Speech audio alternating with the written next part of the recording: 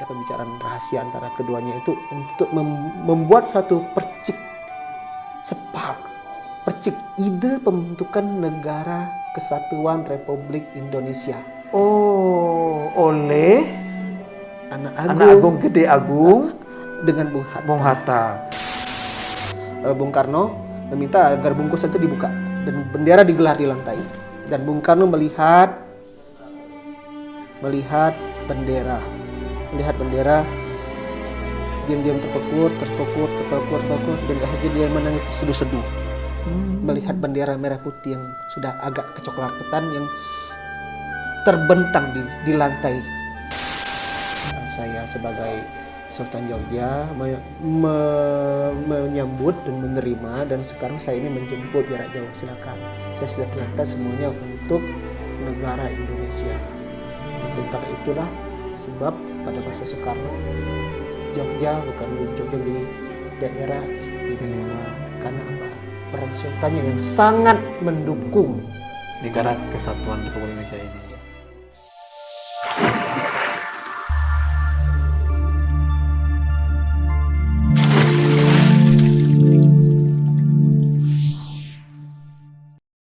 Dan juga apa yang dilakukan para pembantu Soekarno datang ke sini pada Februari, mereka didatangi Anak Agung Gede Agung, dan seluruh pemimpin Republik Indonesia itu berkumpul di sini, Pak. Oh, berkumpul di sini ya, Iya. semua. Pertama mereka yang dibuang di sini bersama orang yang BFO. Ya. Nah, pada masa berikutnya Bapak kenal Jelaskan dulu Pak, ini BFO ini kadang-kadang kan BF itu adalah panjangannya itu bahasa Belanda. Oh, bahasa Belanda. Bahasa ya. Belanda yang jelas ada Negara federal ya. Federal Overleg. Oh, Federal Overleg. Jadi zaman dulu kita pernah dibuat oleh Belanda itu negara-negara bagian, negara-negara federal ya. Ya istilahnya dulu negara boneka lah ya. Kalau di boneka mungkin kita masih kenal. Jadi namanya itu BFO biar kenalnya. Andi orang BFO ini salah satunya ada tadi Anak Agung Gede Agung situ ya. Ya. Oke. Ya biar tahu ya. Jadi mereka mereka di sini, Anak Agung Gede Agung juga menginap di bangunan ini. Ya. Dan Di sini juga di Benumbing sini. Ya.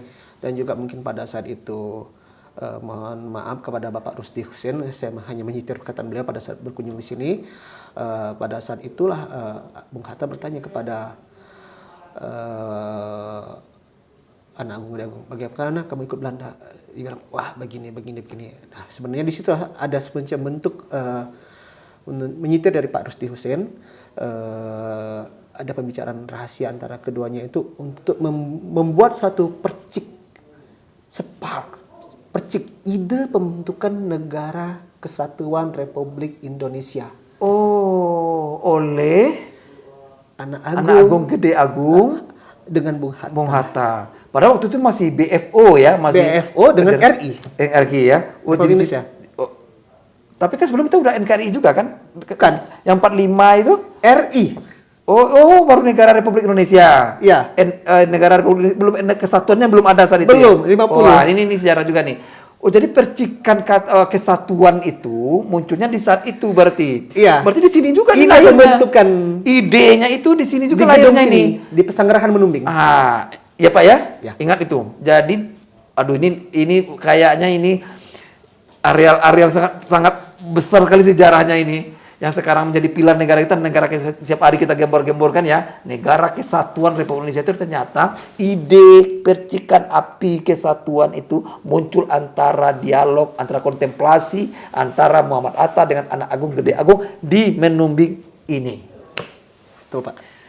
Ya Allah, aku juga idenya ya, itu ide yang penting kan. Wahyunya dulu kan istilahnya gitu kan. Nah, ini nanti yang berkembang mungkin ya dalam diskusi-diskusi, pembahasan kan, ketatanegaraan gitu ya, menjadi negara kesatuan Republik Indonesia. Ya. Ya, Pak, itu fakta yang saya dapatkan dari Bapak Rusdi Dari Hussein. Pak Rusdi Hussein, sejarawan Hussein. diplomasi Indonesia periode 45 sampai tahun 50-an kalau nggak salah. Dan beliau doktor sejarah menyelesaikan urusan tersebut di Leiden. Ya lanjut Pak. Oke lanjut. Dan kemudian dari NKRI tadi,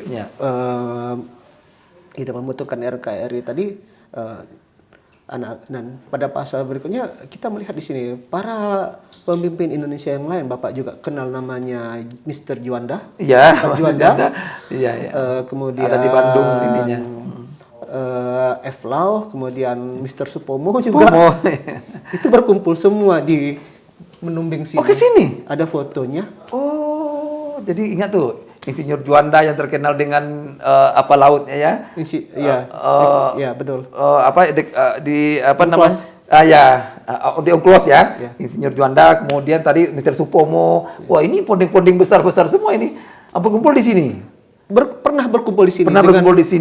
Bersama Presiden Soekarno, bersama. Itu dalam masa rentang itu juga, rentang tahun 49 itu? Iya, Oh. sekitar Februari 49. Oh, ini mereka mulai membahas ini ya. Sudah mulai membahas Karena agresi militer Belanda tadi. bagaimana kita Untuk kedepannya seperti Bapak nih, karena kita akan dikudeta lagi oleh Belanda ini kan, diagresi lah gitu kan. mempertahankan Republik Indonesia ini yang tinggal RI ini saja, yang lain nggak ada. Ya RI yang ada lagi ya benar. Dan udah di kotak-kotak sama. Sudah di kotak-kotak. Udah kotak-kotak kan di bendera-benderain kan. Betul. Waduh, ini perjalanan yang sangat panjang, semangat segala macam. Setelah itu, habis itu apa lagi Pak ceritanya? Mau kembali gimana nih? Mau kembali lagi ke mereka kembali Juli ya? Iya, jadi apa yang mereka lakukan ya menerima delegasi dan Ya, juga Bung Hatta memberikan pelajaran-pelajaran politik, kursus-kursus politik kepada masyarakat.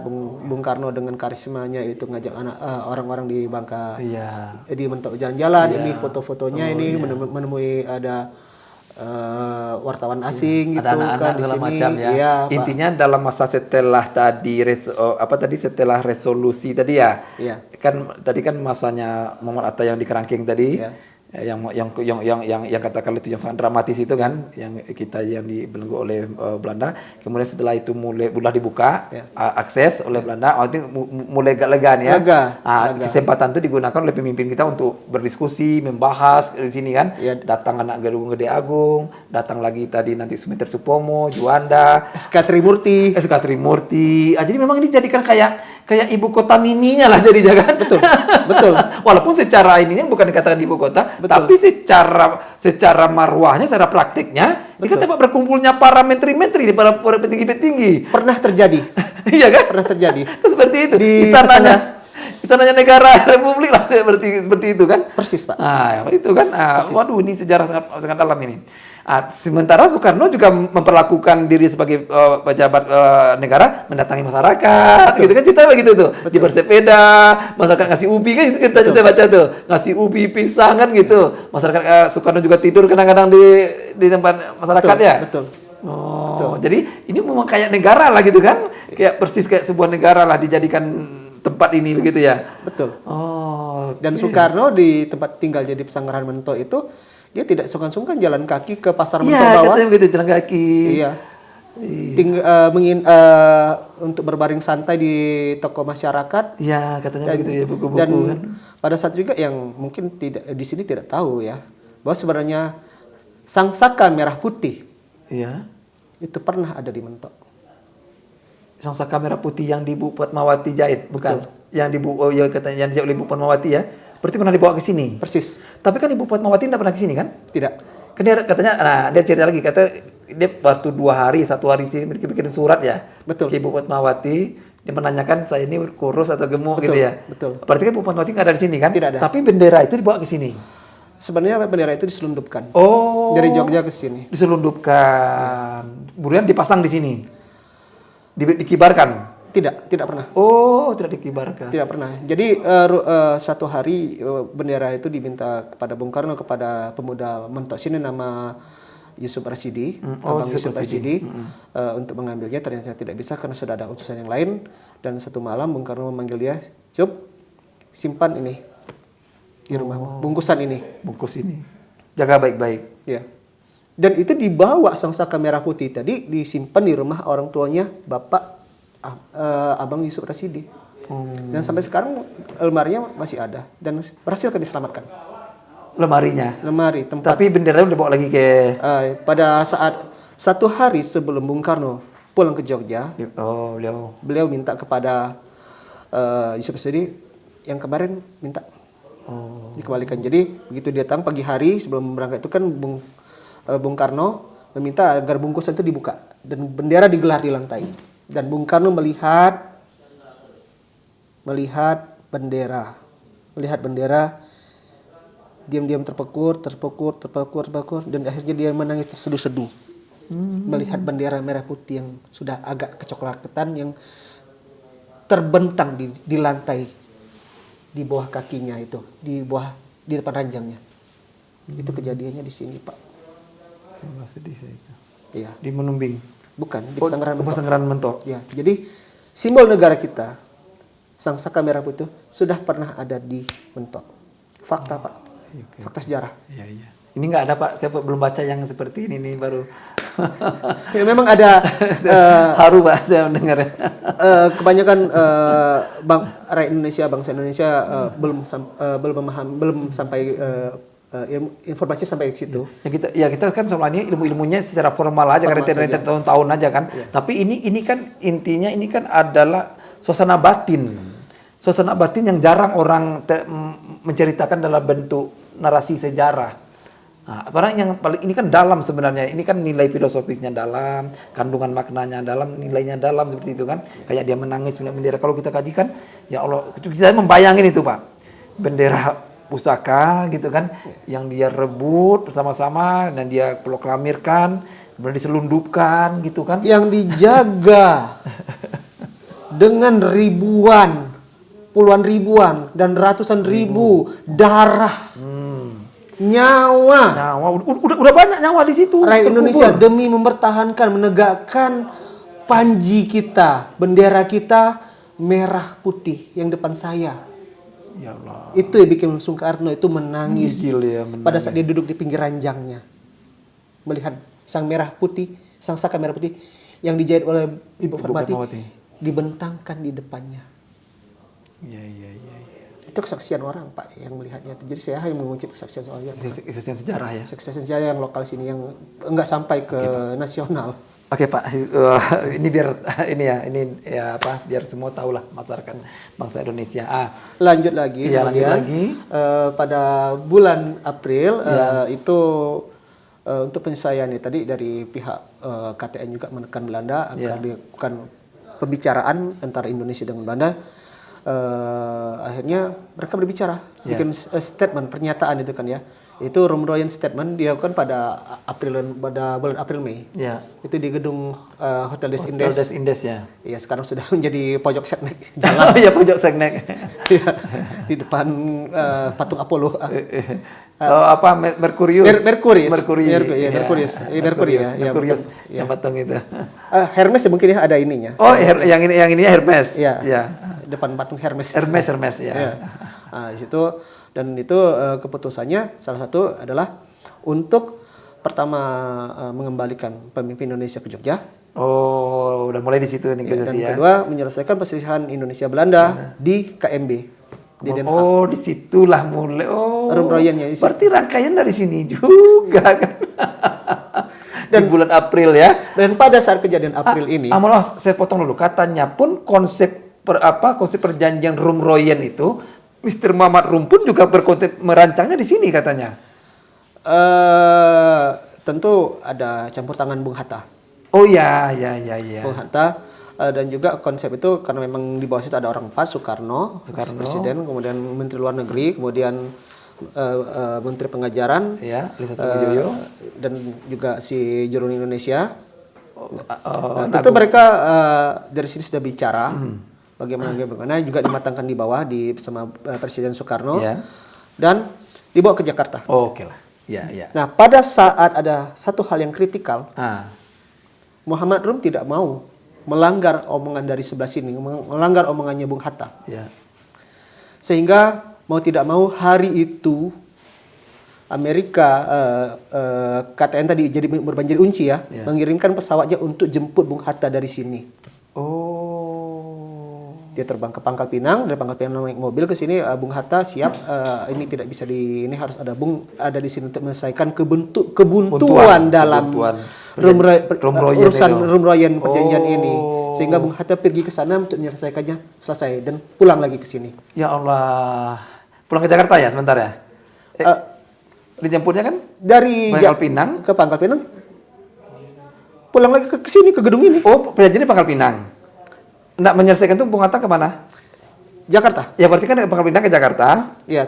Bung Hatta ikut menyelesaikan Pada saat itu Bung Hatta ada di gedung ini. oh Tidak selesai antara Rumroyen karena ada satu klausul yang tidak disetujui Iya. sama Rumroyen. Dia harus bicara dengan Bung Hatta. Iya. Bung Hatta dikontak itu gimana untuk persiapan di mana-mana. Bung, saya tidak bisa menyelesaikan mungkin ya kira-kira ya. Iya. Tidak bisa menyelesaikan urusan Iya, yang ada poin yang ini belum tanpa bisa ada ketemu, Bung. titik temu Jadi belum harus ketemu. ada Bung ada di sini. Iya. Oke, Bung Hatta ke Jakarta dijemput oh ke Jakarta. dijemput Dijemput ke Jakarta habis selesai sidang berangkat kali ke sini pulang lagi ke sini ke Mentok. itu berarti bulan Mei April Mei ya April, periode April Mei ya iya. oh duh banyak kali di rentang waktu itu Ya, dan juga pada saat itu juga sebenarnya setelah di kerangkeng itu pada saat Soekarno Presiden ada di sini, Bung Hatta juga sebenarnya bebas, sudah tidak ada kerangkeng lagi dan pada saat itulah Bung Hatta menemui Tengku Daud Beruh di Aceh. oh Dan juga berputar ada di Jakarta juga pernah ada, tetapi home base Bung Hatta sebagai Perdana Menteri adalah Mentok Menumbing home base-nya. di sinilah istilahnya istananya negaranya di sinilah Ya, istananya Bung Hatta di sini. Istananya Jadi Bung Hatta di sini. bagaimanapun juga karena dia ada masa maurah, aku ada orang buangan. Iya. Jadi aku tetap di sini. Di mana aku diletakkan sebelum aku dipindahkan, Ya, aku aku tidak di akan sini. aku kalau kamu mau letakkan sini jemput kalau mau mindahkannya jemput lagi saya kan Betul. begitu istilahnya kan Dan itulah sebabnya pada sekitar Juli?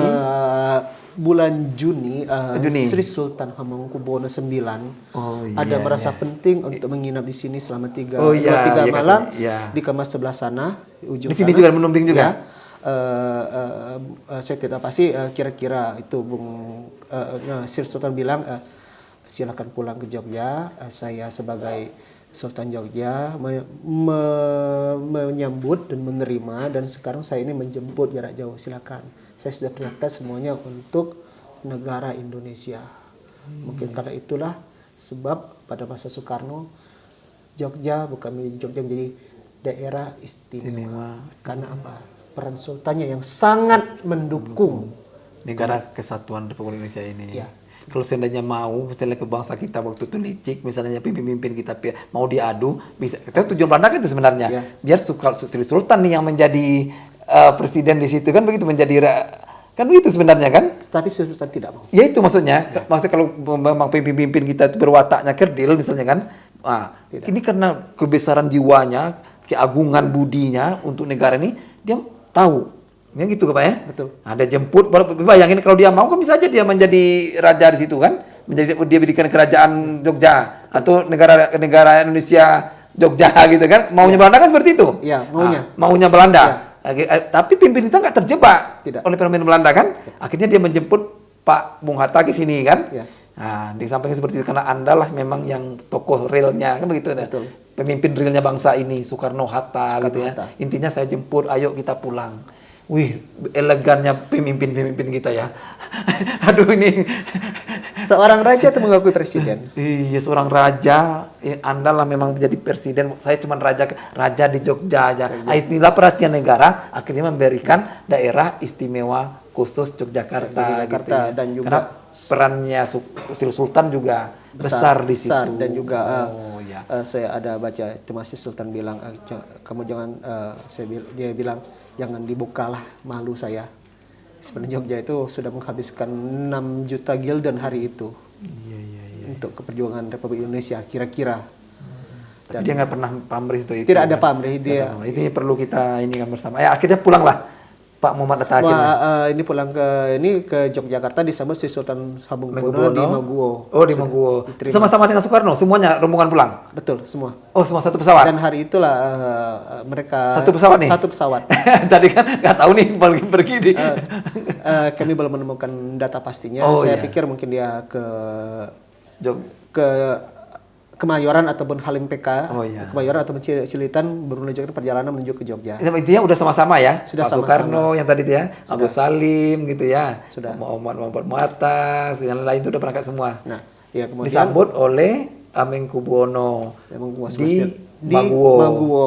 Langsung ya ada konferensi persnya di situ juga saya lihat Mr. Crickley dengan sukacita ada bahwa mereka berhasil mendamaikannya dan berikutnya teks berikutnya adalah KMB di Den Haag. Oke. Nah, Lanjut baru KMB ya. Posisi pemimpin kita Pak Soekarno, Pak Bung Hatta, kemudian Agus Salim sudah berada di Yogyakarta. Ibu kota masih di Jogja? Masih. Oh, waktu itu masih di Jogja, yang belum kembali ke Jakarta ya? Belum. Berarti Konferensi Meja Bundar itu posisinya masih di Yogyakarta. Jogja. Nah, ini kan versi lain ya. Kita sekarang membahas peran sentral daerah Bangka, terutama Muntok ini. Ada pesanggerahan apa namanya sih Pak? Pesanggerahan mentok di bawah.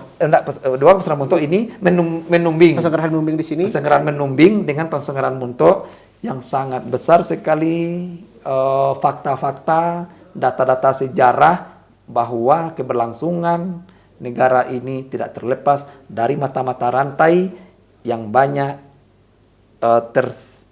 yang banyak tertinggal di sini gitu ya Pak ya. Yang banyak berlangsung di sini. Nah, tidak perlu kita feedback lagi, silakan nanti kalau yang baru nonton silakan ini dilihat panjang lagi ceritanya. Saya rasa ini tempat yang sangat bersejarah yang harus diketahui oleh seluruh anak bangsa, baik yang sudah generasi tua, generasi muda maupun yang nanti generasi yang mau datang, yang mau lahir. Jangan lupa sejarah. Bangsa besar adalah bangsa yang menghargai daripada sejarah dan pahlawan-pahlawannya. Semoga cerita-cerita kita pada siang hari ini dapat menambah khasanah pengetahuan kita tentang sejarah perjalanan bangsa Indonesia ini, bahwa kita memang membangun bangsa ini dengan darah, dengan nyawa, dengan air mata, dengan perjuangan, dengan semangat dan nilai-nilai yang begitu besar dicontohkan oleh para pejuang-pejuang kita yang telah mendahului kita. Karena itu, bagi yang mau menjadi pemimpin, apapun itu, mau di pemerintahan, di swasta, partai politik, ormas, tolong nilai-nilai itu yang dipegang. Jangan mau kita dipecah belah oleh namanya orang asing. Sekarang asing itu bukan hanya konteks menjajah lagi, sekarang penjajahnya banyak. Menjajah secara ekonomi, menjajah secara informasi, menjajah secara teknologi. Jangan sampai kita mau dipecah belah. Ayo kita bersatu, ayo kita merdeka, seperti melihat mobil BN10. Merdeka! Merdeka!